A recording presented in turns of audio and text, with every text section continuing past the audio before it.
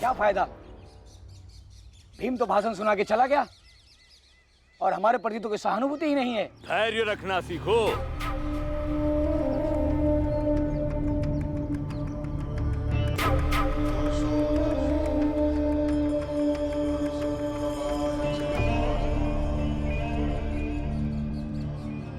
धैर्य रखो।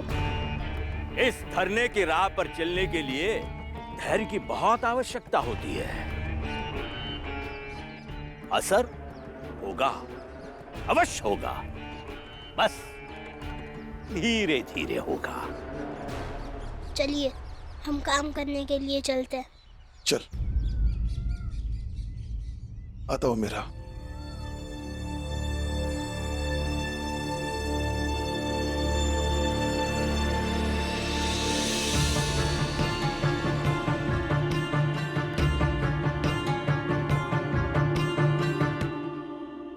सुनो राम जी और भीमराव, हम तब तक धरने पर बैठे रहेंगे जब तक हमारी मांग पूरी नहीं हो जाती। जब तक भीमराव की बुआ अपनी विधवा बनने की प्रक्रिया पूरी नहीं कर लेती। ये तो शुरुआत है। जाओ और अपनी बुआ को बुलाकर बाहर ले आओ।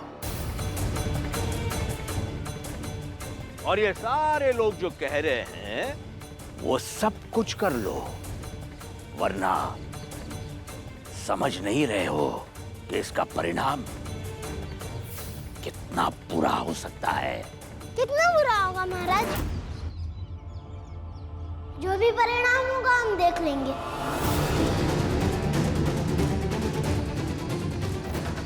बाबा चलिए। चल बेटा।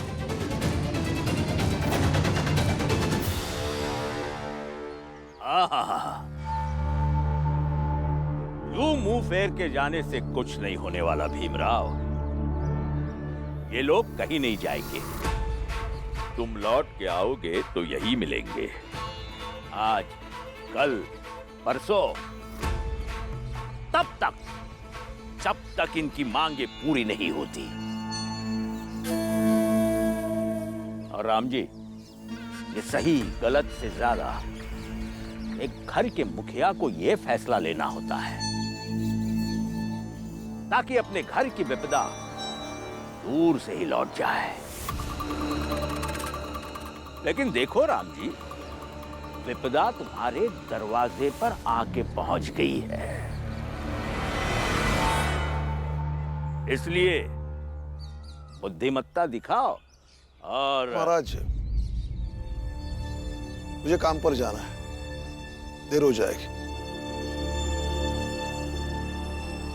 इसलिए चलते हैं। इस बार भीमराव और राम जी, तुम दोनों को हरा नहीं दिया तो हम भी सर्वज्ञ महाराज नहीं।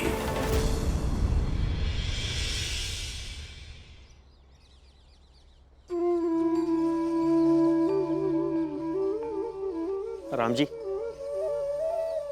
अरे सेठ जी नमस्ते। आपका ठेला कहाँ है? और कल जो भी हुआ उसकी आप चिंता मत कीजिए। ये वो लाभ है तो हमारे सेठ जी कहाँ हैं? और ठेला? अब नहीं रहेगा ठेला। सेठ जी ने कहा है कि रोज रोज कोई बेमतलब तुम लोगों की वजह से अपना नुकसान क्यों उठाएगा। देखिए, मैं आपको विश्वास दिलाता हूँ कि इस बार कोई भी हमारे ठेले को नहीं उल्टाएगा। कोई जरूरत नहीं है विश्वास दिलाने की, और अब तुम लोगों की भी कोई जरूरत नहीं है।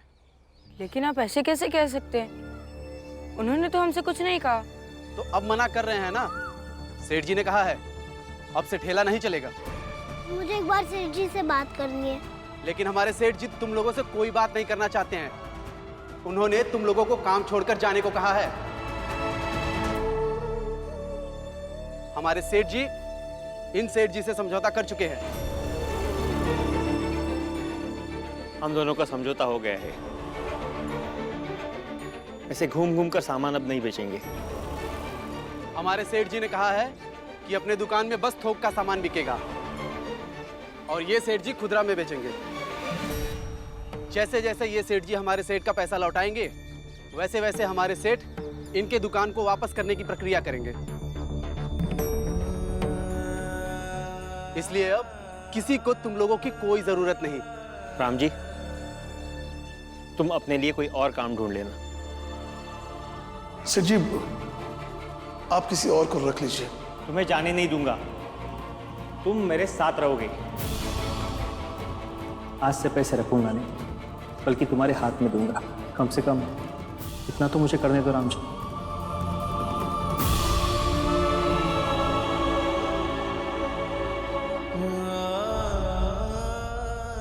मैं अच्छे से समझ रहा हूँ कि आप दोनों ने ये फैसला क्यों किया।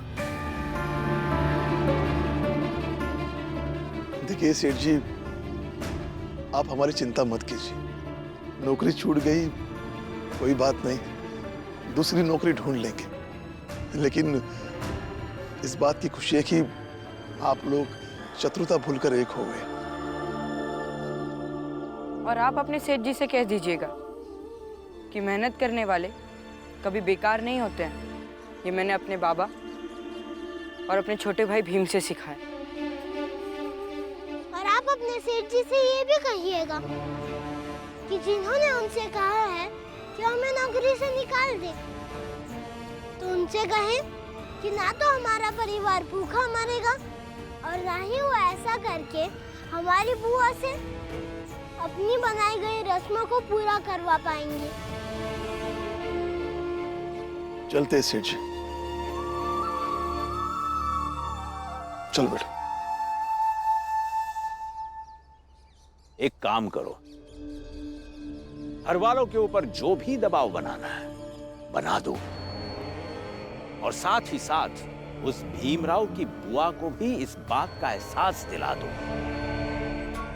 कि उसके विधवा होने में चाहे उसकी गलती नहीं है, फिर भी अब जो हालात पैदा हो रहे हैं उसमें उसकी गलती अवश्य है। लेकिन कैसे महाराज? वो हम बताते हैं। बुआ, मुझे पता नहीं जो मैं कह रहा हूँ वो सही है या गलत, लेकिन बाहर ये लोग जो बैठे हैं वो ऐसे नहीं जाएंगे। ये जो चीजें हैं वो तो सुहाग की ही निशानी है ना। जब सुहाग ही नहीं रहा तो इन निशानियों को मिटाने में क्या दिक्कत?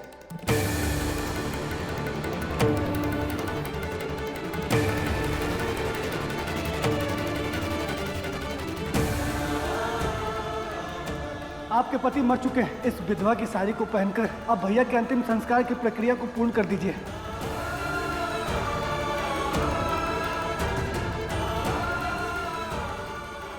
अरे कुछ समझाओ इसे कि ये विधवा हो गई है, इसकी चूड़ियां वगैरह तोड़ो तो शायद इसे होश आए। ए लंगड़ी बुढ़िया, तुझे समझ नहीं आ रहा क्या? ये पूरा बवाल तेरी कारण ही हो रहा है। अरे मन से नहीं तो बिना मन के ही कर्म कर दो ताकि हम सब अपने घर चले जाएं। और मत मानो कि कोई संस्कार कर रहे हो, ये मानो कि जिस घर में वर्षों से रह रहे हो उस घर की सुख शांति के लिए ये सब करना है। सुन रही है ना आप बुआ? जब तक आप इनकी बात नहीं मानेंगी तब तक ये शांत नहीं बैठेंगे।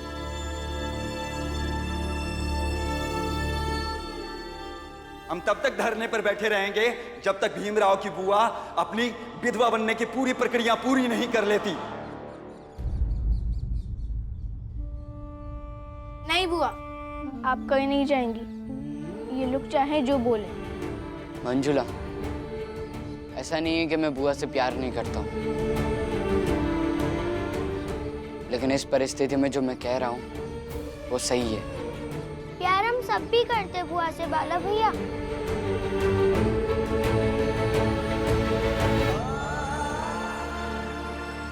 बाबा, अब हम क्या करेंगे?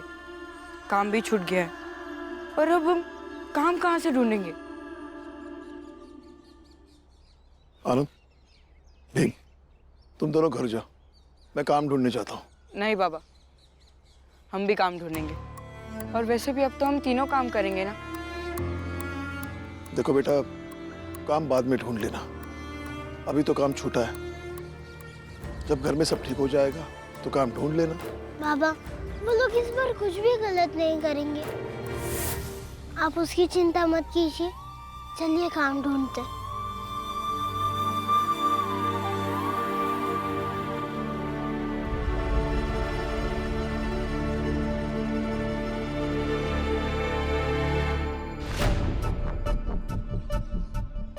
ये लोग कहाँ जा रहे हैं?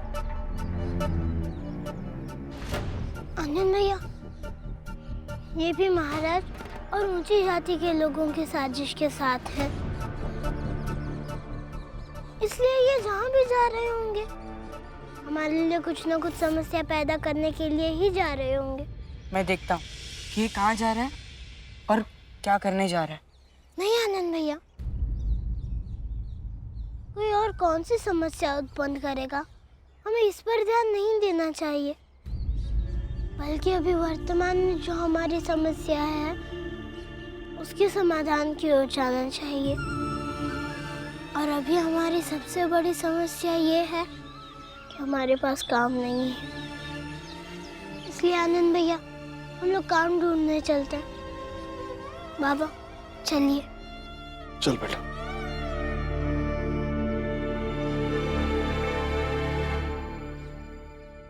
जब तक हमारी मांगे पूरी नहीं होंगी तब तक हम यहीं रहेंगे, चाहे जीवन भर यहीं क्यों ना बैठना पड़े। सेठ जी एकदम सही कह रहे हैं, क्यों भाइयों? अरे आप लोग ही क्यों, हम भी आपके साथ हैं। और जब तक हमारी बात पूरी नहीं होती हम सब लोग यही रहेंगे भूखे पैसे। ये बिल्कुल सही कह रहा है, क्यों भाइयों? अब तो हमारी जात के और लोग भी समर्थन करने के लिए आ गए। तो क्या हुआ, पूरी दुनिया क्यों ना आ जाए, लेकिन बुआ ने जो सोच रखा है वो ही होगा।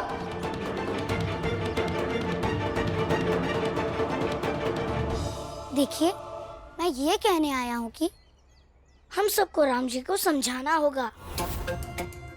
आज पहली बार ऊंची जात के लोग हमारी जात के लोगों के साथ खड़े हैं, तो मेरी राय में हमें चलकर ऊंची जात के धरने का साथ देना चाहिए। आप सब राम जी को समझाइए कि वो अपनी बहन से अपने पति के अंतिम संस्कार की पूजा पूर्ण कराएं। सही कर रहे हैं ये, राम जी और भीमराव हर बात पे जिद करते हैं। वही तो, आप सबसे राम जी का रिश्ता भावनात्मक है, तो आज भी भावुकता से ही समझाइएगा। सही कह रहे, चलिए हम सब चलते हैं। चलिए।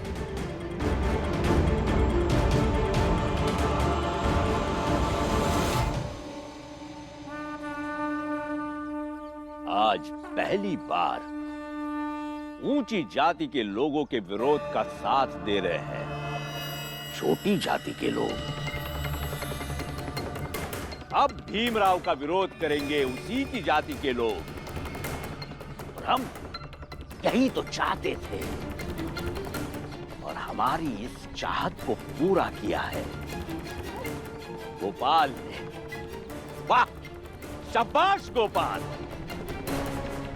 अगर परिणाम मनोवांछित रहा तो इन्हीं गांव वालों से तुम्हारा सम्मान करवाएंगे हम।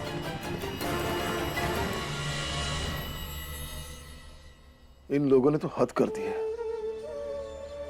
लगता है दोनों जातियों ने मिलकर हमें परेशान करने की कसम खा ली है। जहां भी काम मांगने गए सबने इसी घटना का कारण देकर काम देने से मना कर दिया। और बाबा, दुख की बात तो यह है कि हमारे ही जात वाले हमारे ही खिलाफ हो गए हैं।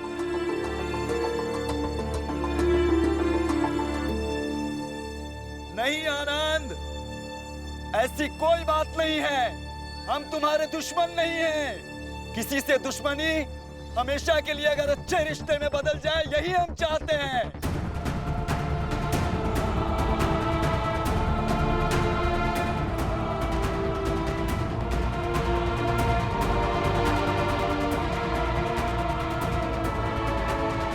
और कोई बेशरम।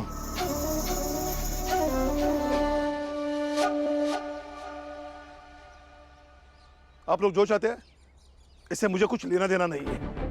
अगर आप लोग मुझे समझाने आए हैं तो चले जाइए यहाँ से। राम जी काका, अब समझने की कोशिश क्यों नहीं कर रहे हैं? ये लोग यहीं बैठे रहेंगे, भूखे प्यासे यहीं रहेंगे। ठीक है, इनकी मर्जी। अगर किसी को कुछ हुआ तो जिम्मेदारी आपकी होगी राम जी काका।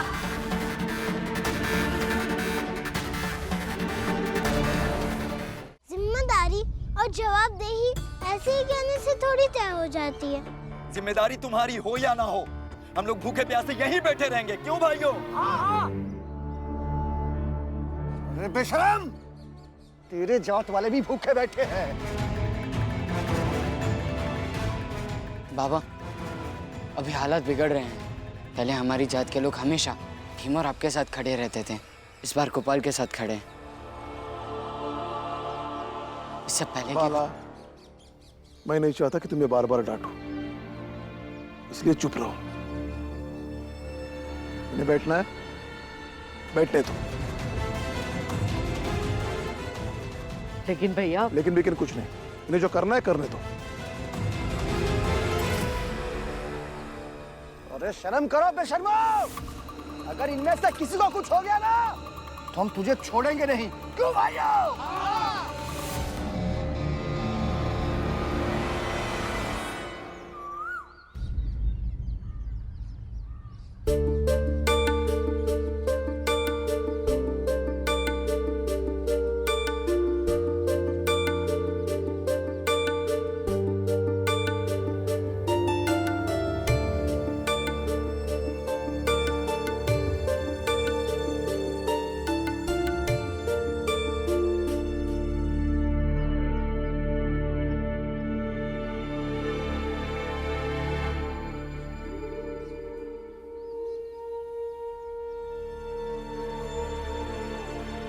वो लोग अभी भी घर के बाहर हैं क्या?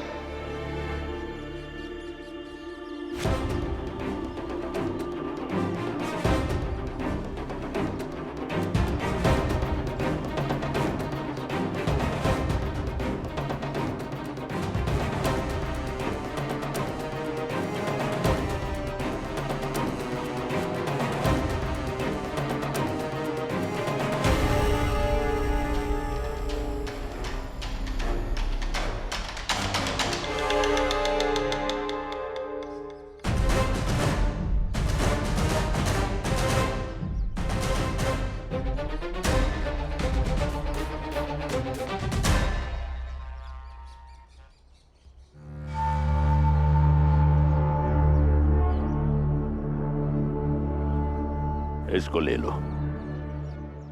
लो इसे।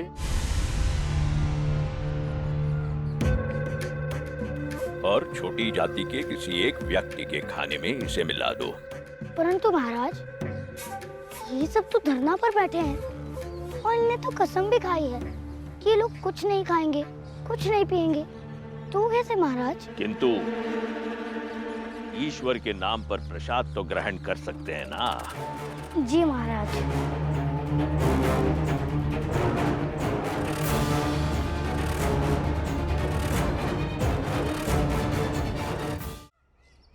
ये लीजिए काका। रंजन काका, प्रसाद। मुझे नहीं खाना है। क्यों? क्योंकि मुझे स्वर्ग में नहीं जाना है।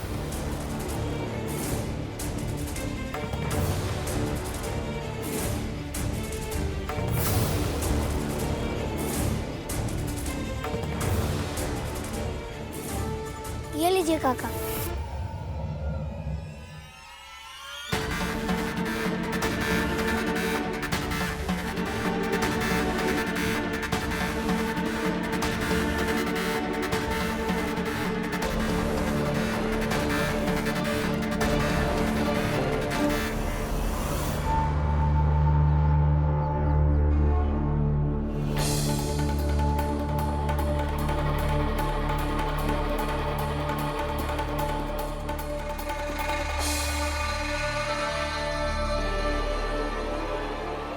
अरे क्या हुआ भाई?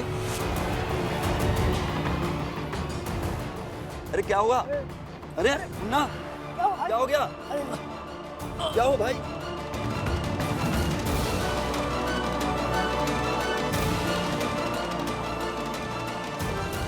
भीमराव, ये तो बस शुरुआत है।